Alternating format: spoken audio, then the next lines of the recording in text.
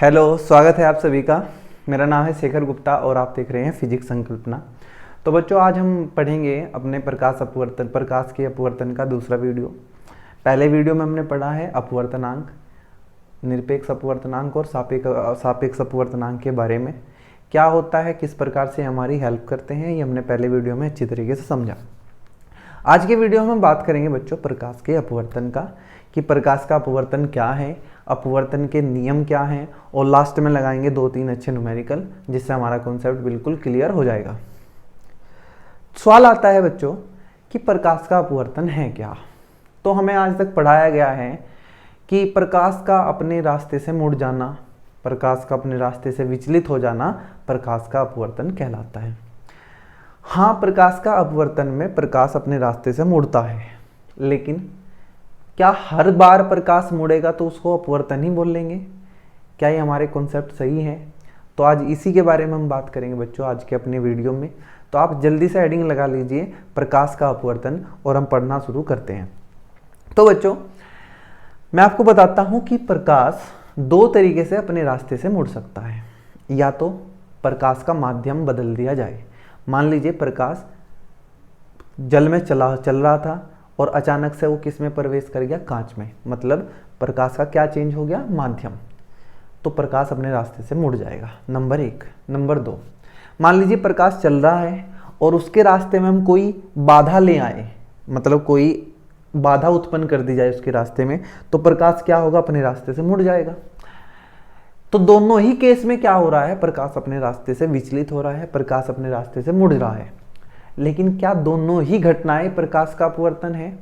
तो मेरा जवाब होगा नहीं, कि दोनों घटनाएं प्रकाश का अपवर्तन नहीं है। वह घटना जब प्रकाश माध्यम बदलने के कारण अपने रास्ते से वो विचलित हो रहा है, उसको बोलते हैं प्रकाश का अपवर्तन। और जिसमें प्रकाश बाधा के कारण अपने रास्ते से विचलित हुआ, उसको बोलते हैं बच्चों प्रकाश का विवर्तन। तो आज के बाद आपका माइंड बिल्कुल क्रिस्टल क्लियर होना चाहिए कि हर बार प्रकाश का मुड़ना अपवर्तन नहीं होगा। प्रकाश 2 तरीके से मुड़ सकता है, उसमें से वो वाला अपवर्तन है जब प्रकाश माध्यम के बदलने पे अपने रास्ते से भटकेगा।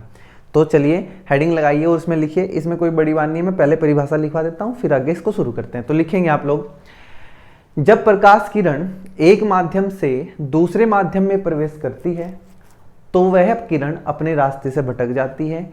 इस घटना को प्रकाश का अपवर्तन कहते हैं। ये आप अच्छे से लिख लेंगे। चलिए अब बात करते हैं अच्छे से इसकी बात। मान लीजिए बच्चों, ये है हमारा माध्यम 1, इसका अपवर्तनांक हमने माना n1। अपवर्तनांक की बात हम पिछले लेक्चर में कर चुके हैं।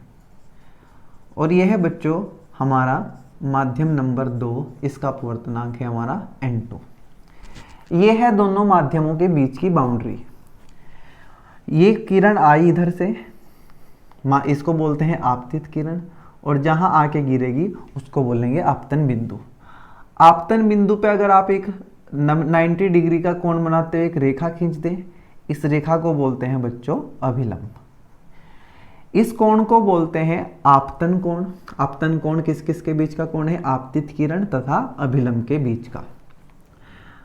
मान लीजिए यहां गई, इस किरण को ऐसे जाना था बिल्कुल, अगर ये माध्यम ना बदलता, ये अपने रास्ते पे चलती रहती बिल्कुल सीधा। लेकिन क्योंकि माध्यम बदल चुका है, यहाँ माध्यम 1 है, यहाँ माध्यम 2 है, तो प्रकाश किरण इस रास्ते पे ना चल के या तो बच्चों ऐसे चलेगी और या ऐसे चलेगी। ये बात डिपेंड करेगी इनमें से कौन सा माध्यम सघन है और कौन सा विरल है। अभी थोड़ी देर में इसी के बारे में बात करेंगे, बस आप पहले ही समझ लीजिए कि प्रकाश का अपवर्तन होता क्या है।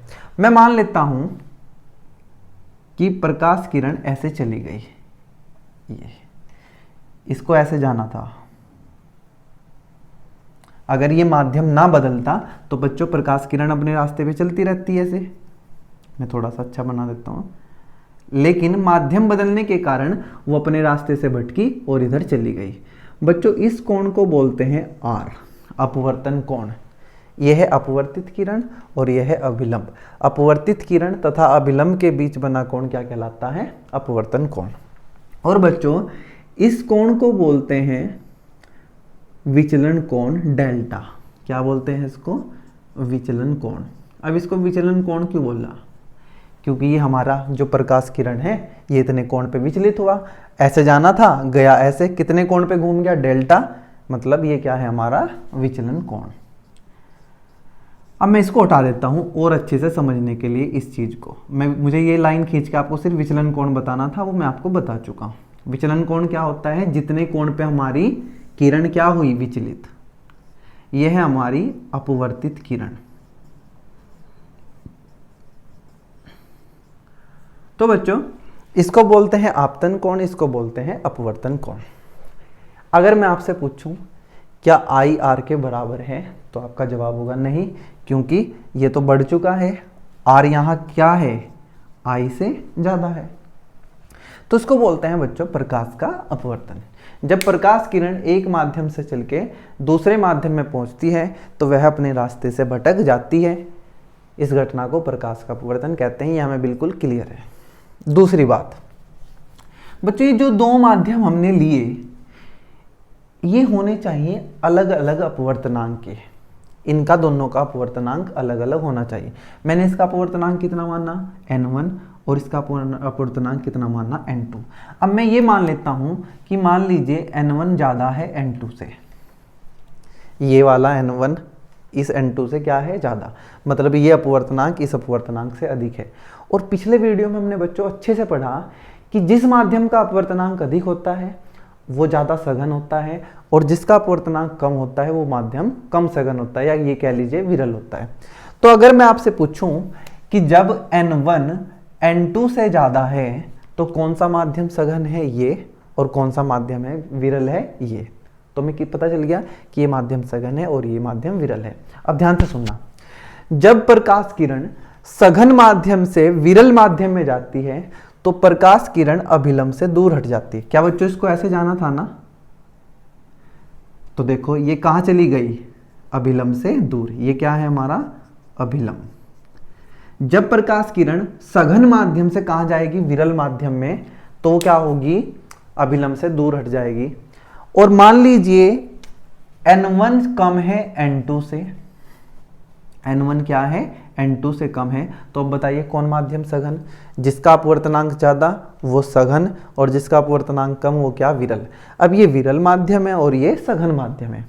बच्चों जब प्रकाश किरण विरल से सघन माध्यम में जाती है तो किरण अभिलंब की ओर झुक जाती है, मतलब प्रकाश किरण ऐसे चलती, अगर ये क्या है हमारा? विरल, और ये क्या है? सघन। अब इसको याद कैसे रखें?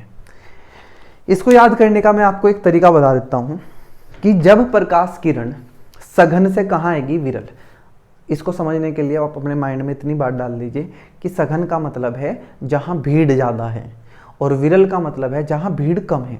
बच्चों जब आप भीड़ से निकलेंगे और छीड़ में जाएंगे, मतलब सघन से निकलेंगे और विरल में जाएंगे, तो आप खुल के चलेंगे या भाई दब के चलेंगे? समझाने का तरीका है, आप इसको याद कर सकते हैं। जब आप भीड़ से निकल के छीड़ में जाएंगे, खुले में जाएंगे, तो आप खुल के चलेंगे, मतलब आप अभिलंब से दूर हटेंगे। कब? जब सघन से विरल में। और जब आप विरल से सघन में आएंगे, विरल का मतलब जहां भीड़ कम है, और आप कहां जाएंगे? सघन में जहां भीड़ ज्यादा है। तो आप खुल के तो चल नहीं सकते, आप दब के चलेंगे, मतलब किसकी तरफ झुक जाएंगे? अभिलंब की। तो आप अपने माइंड में दो बातें बिठा लीजिए कि जब प्रकाश किरण सघन भीड़ से विरल कम भीड़ में जाती है तो वो अभिलंब से दूर हट जाती है। जब प्रकाश किरण विरल से सघन में जाती है, छीड़ छाड़ से भीड़ में जाती है, तो वो अभिलंब की तरफ झुक जाती है। ये आप याद रखेंगे तो आपको आसानी होगी। चलिए इसको नोट कर लेंगे आप। अब मैं दो डायग्राम बनाता हूं और इसको और आसानी से हम समझते हैं। ये अभिलंब है हमारा बच्चों, ये माध्यम पहला और ये माध्यम दूसरा। यहाँ का अपवर्तनांक n1 और यहाँ का अपवर्तनांक n2। यहाँ का अपवर्तनांक n1 और ये n2, और ये है हमारा अभिलंब। और ये क्या है बच्चों? दोनों माध्यमों को अलग करने वाली परिसीमा, मतलब बाउंड्री। इधर अलग माध्यम है, इसके अलग दूसरा माध्यम है। मान लीजिए प्रकाश किरण ऐसे आई, कितने कोण पे? आई पे। और यहाँ भी प्रकाश किरण ऐसे आई, कितने कोण पे? आई कोण पे। यह है आपकी आपतित किरण और यह है आपतन कोण। ऐसे ही सेम यहाँ इस वाले केस में मान लेते हैं बच्चों n1 ज़्यादा है n2 से, और इस वाले केस में मान लेते हैं n1 कम है n2 से। n1 ज़्यादा मतलब ये सघन माध्यम, n2 कम मतलब ये विरल माध्यम। अगर ये माध्यम ना बदलता तो क्या बच्चों इस किरण को ऐसे अपने रास्ते पे चले जाना था बिना विचलित हुए? बिल्कुल। लेकिन क्योंकि माध्यम परिवर्तन हुआ तो इस किरण को अपने रास्ते से भटकना है, या तो ये अभिलंब की तरफ झुकेगी या ये अभिलंब से दूर चली जाएगी। अब ये डिपेंड करेगा कि माध्यम कैसे है। देखिए n1 ज़्यादा है तो ये सघन है, तो यहाँ लिख देता हूँ सघन माध्यम। n2 कम है तो यहाँ लिख देता हूँ विरल माध्यम। और अभी हमने याद किया या समझा कि जब किरण सघन से विरल में जाती है, भीड़ भाड़ से कहाँ जाती है? छेड़छाड़ में। सघन का मतलब है भीड़ और ये है हमारी छेड़, जैसे हम यूज करते हैं अपने डेली लाइफ में, छेड़छाड़ भीड़ भाड़। जब भीड़ से निकल के कहाँ पहुँचेगी? छेड़ में, तो वो खुल के चलेगी, मतलब वो कहाँ चली जाएगी? अभिलंब से दूर। और ये कौन है बच्चों? हमारा आर। तो मुझे देख के बताइए कि आर ज़्यादा है या आई? मुझे तो ऐसा लग रहा कि आर ज़्यादा है भाई। देखो आर ज़्यादा है किससे? आई से। अब यहाँ चलते हैं, मान लेते हैं कि जो हमारा n1 है वो n2 से कम है। n1 कम है तो ये कैसा माध्यम? विरल माध्यम। और n2 ज़्यादा है तो बच्चों ये कैसा माध्यम? सघन माध्यम। अगर माध्यम ना बदलता तो ये शायद किरण अपने रास्ते पे ऐसे चली जाती, लेकिन क्योंकि माध्यम बदला और किरण विरल माध्यम से चल के कहाँ पहुंची? सघन माध्यम में, मतलब छीड़ से कहाँ पहुंची? भीड़ में। तो किरण कहाँ चली जाएगी? अभिलंब की ओर। और ये कौन होगा आपका? आर। इसको हटा देता हूँ। अब बताइए कौन ज़्यादा? मुझे तो ऐसा लग रहा कि आई ज़्यादा है। किससे? आर से। तो ये दो चीज़ें आपको बहुत अच्छे से समझनी है तो चीज़ें आपके लिए आसान रहेंगी। जब प्रकाश किरण सघन से विरल में जाती है तो अभिलंब से दूर हट जाती है। जब प्रकाश किरण विरल से सघन जाती है तो प्रकाश किरण अभिलंब की ओर झुक जाती है। यहाँ आई का मान आर से कम है और यहाँ आई का मान आर से ज़्यादा है। क्या आई आर के बराबर हो सकता है? सोच के आप बताएंगे, इस बात को सोचेंगे कि क्या आई आर के बराबर हो सकता है। और अगर आपको समझ ना आया तो मैं इसको लास्ट में बताऊंगा कि क्या आई आर के बराबर हो सकता है या नहीं हो सकता है। तो ये बच्चों, ये था हमारा प्रकाश का अपवर्तन। क्या आपको समझ आ गया अच्छे से? नहीं आया तो इसको अच्छे से पढ़ लें, क्योंकि ये बहुत इंपॉर्टेंट है आपके लिए, क्योंकि आगे के लेक्चर में हम अपवर्तन के बहुत सारे टॉपिक पढ़ने वाले हैं। चलिए मैं इसको हटा रहा हूँ, आप इसको नोट कर लेंगे। और अब पढ़ते हैं अपवर्तन के नियम। अपवर्तन के नियम क्या हैं? जैसे आप परावर्तन के नियम पढ़ते हैं, ऐसे ही हमें पढ़ना है अपवर्तन के नियम। हेडिंग लगाइए, प्रकाश के अपवर्तन के नियम। कितने नियम होते हैं बच्चों? 2। पहला नियम यह है कि आपतित किरण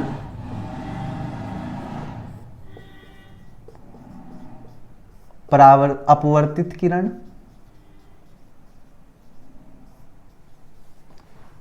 व आपतन बिंदु पर अभिलंब, आपतन बिंदु पर अभिलंब तीनों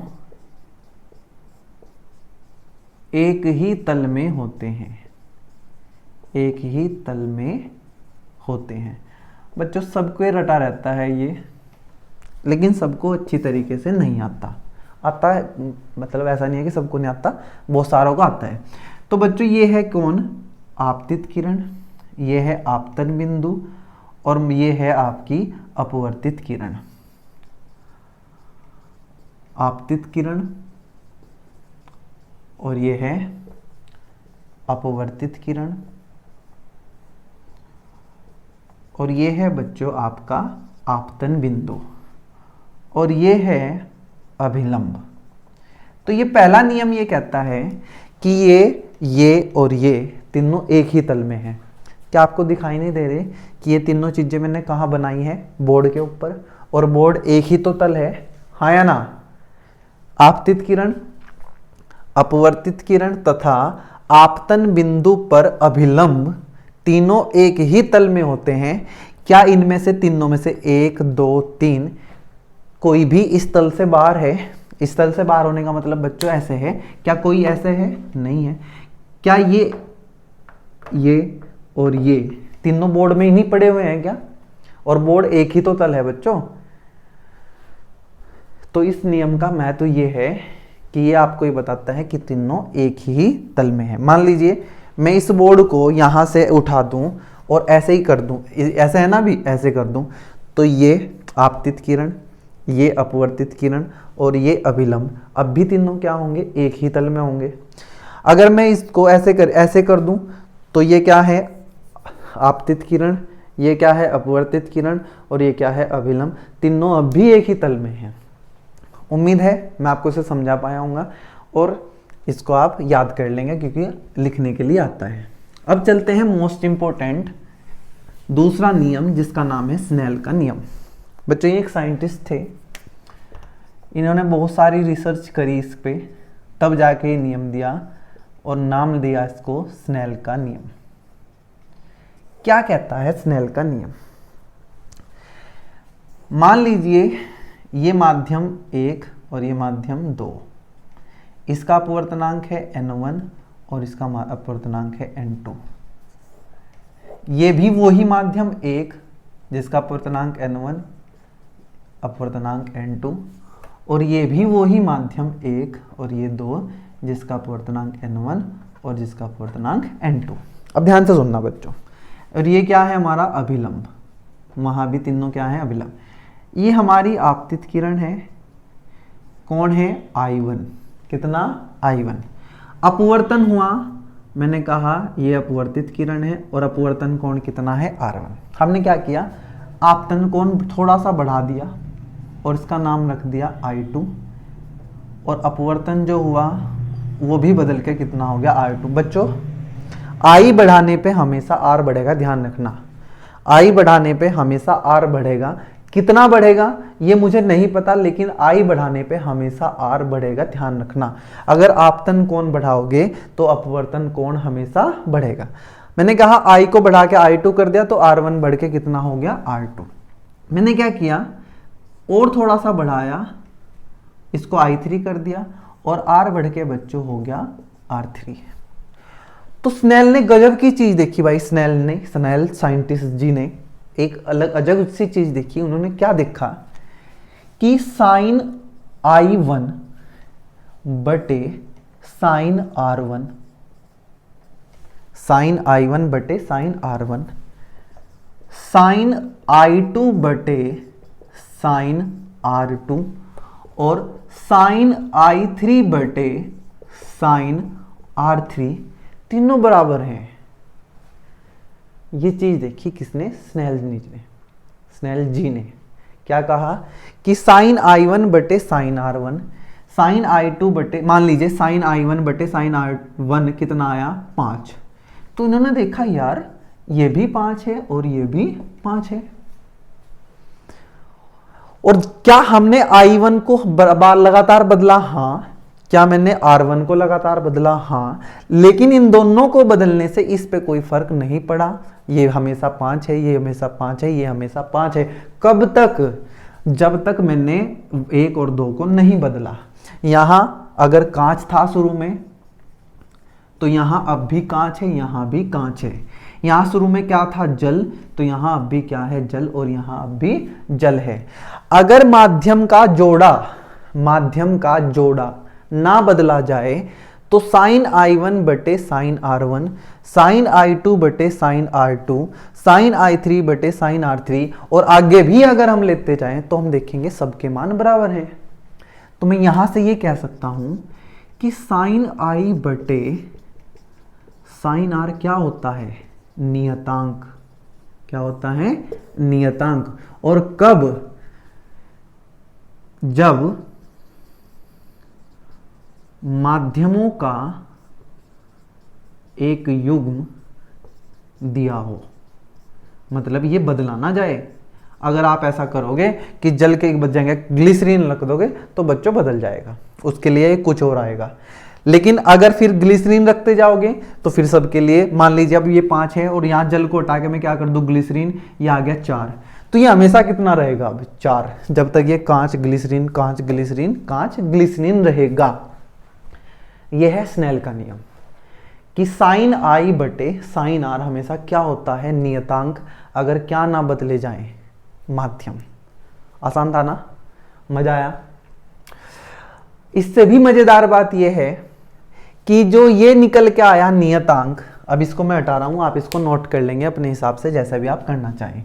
इसको 5 4 मत लिखना, ये आप बस यहाँ ये लिख लेना कि साइन I1 ये बराबर इसके और ये बराबर इसके, यहाँ अलग से लिख लेना। इसको मैं हटा रहा हूँ और एक अलग से बना रहा हूँ मैं डायग्राम।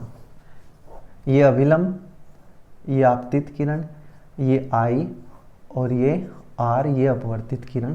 तो हमने कहा कि साइन I बटे साइन R क्या आया, नियतांक। क्या आया, नियतांक।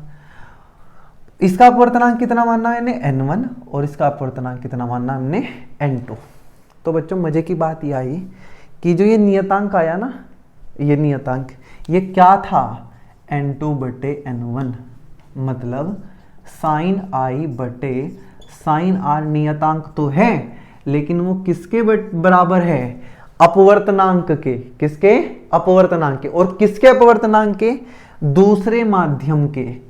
किसके सापेक्ष, पहले के सापेक्ष। ये चीजें उनको समझ आएगी जिन्होंने पहला वीडियो अच्छे से देख रखा है या जिनको अपवर्तनांक अच्छे से आता है।